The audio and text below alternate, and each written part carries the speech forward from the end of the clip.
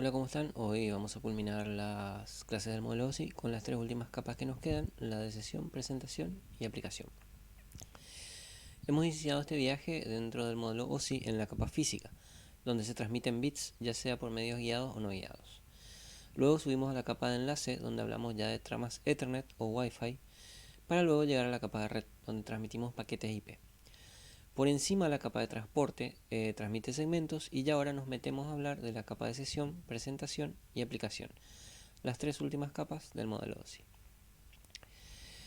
La capa de sesión que usa los servicios de la capa inferior de transporte es la que va a permitir que dos equipos creen y mantengan una sesión de comunicación. Entre otras cosas, se encarga de controlar quién transmite en cada momento, manejar tokens de sesión para evitar que las dos partes, por ejemplo, intenten transmitir al mismo tiempo, y sincronizar la transmisión usando puntos de referencia en las transmisiones para reanudar la misma en caso necesario. La capa de sesión va a ofrecer sus servicios a la capa superior, que es la capa de presentación. En la capa de presentación se realiza el trabajo de representar los datos que se reciben de las capas inferiores de un modo que la aplicación que está por encima pueda entender. O sea, que la capa de presentación maneja estructuras de datos que la aplicación puede entender para desplegar al usuario final. Ninguna de las capas inferiores tiene un contacto directo con el usuario en el modelo OSI. Recién la capa de aplicación es la que tiene un contacto con el mismo. Consiste en una variedad de protocolos que dependen de la aplicación que se esté usando. Por ejemplo, HTTP, DNS, SMTP, FTP. Quizás donde se pueda ver con mayor facilidad cómo van a interactuar todas las capas es con una solicitud web. Inicialmente, el navegador determina la URL de la página a la que se va a acceder. Luego el navegador pide al DNS la dirección IP del servidor que se está pidiendo en la página web. El DNS responde con un número IP. El navegador entonces realiza una conexión TCP a ese número IP en el puerto 80. Después envía una solicitud HTTP para pedir la página en particular. El servidor envía la página con una respuesta HTTP, por ejemplo, enviando el archivo solicitado. Y si la página incluye otros recursos necesarios para desplegar en pantalla, el navegador obtiene esos otros recursos con el mismo proceso. Una vez que el navegador despliega la página, se liberan las conexiones TCP y se termina el envío.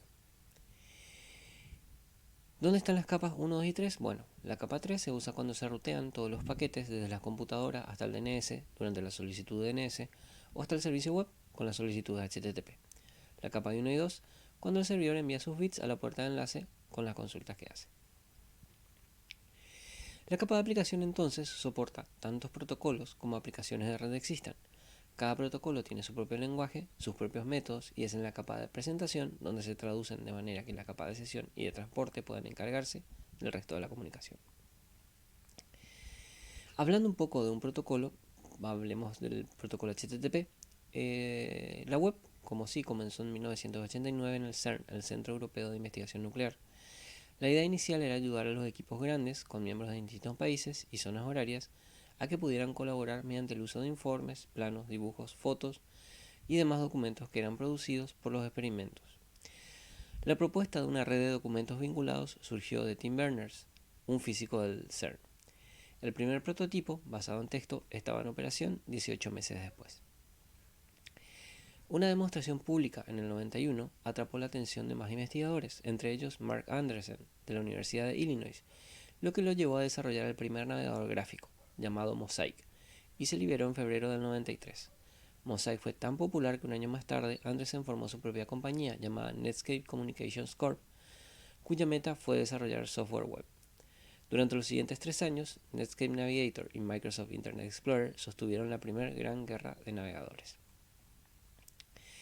En 1994, el CERN y el MIT firmaron un acuerdo para establecer el World Wide Web Consortium, una organización dedicada al desarrollo de la web, a la estandarización de protocolos y a fomentar la interoperabilidad entre los sitios.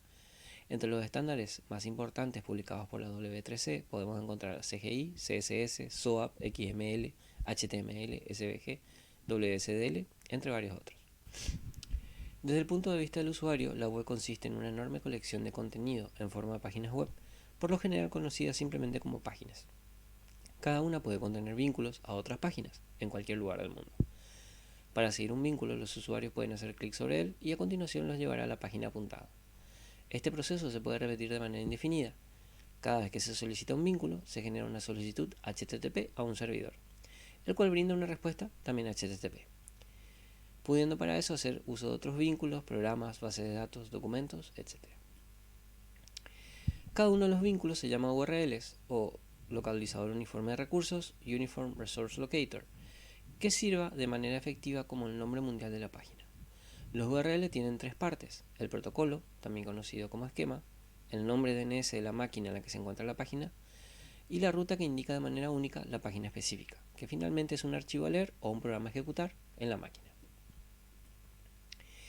Los servidores web son procesos especiales que se encargan de recibir las solicitudes HTTP, pudiendo ser estas miles al mismo tiempo, lo que hace que usualmente el proceso del servicio web tenga una arquitectura multiproceso, permitiendo ejecutar varios hilos en paralelo para poder atender todas las peticiones.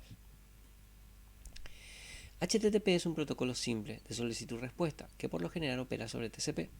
Existe una especificación de qué mensajes se pueden enviar a los clientes y a los servidores y qué respuestas se reciben de estos mensajes.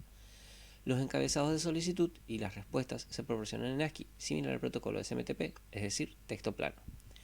La forma común en que un navegador contacta a un servidor es mediante el establecimiento de una conexión TCP por el puerto 80 en la máquina del servidor.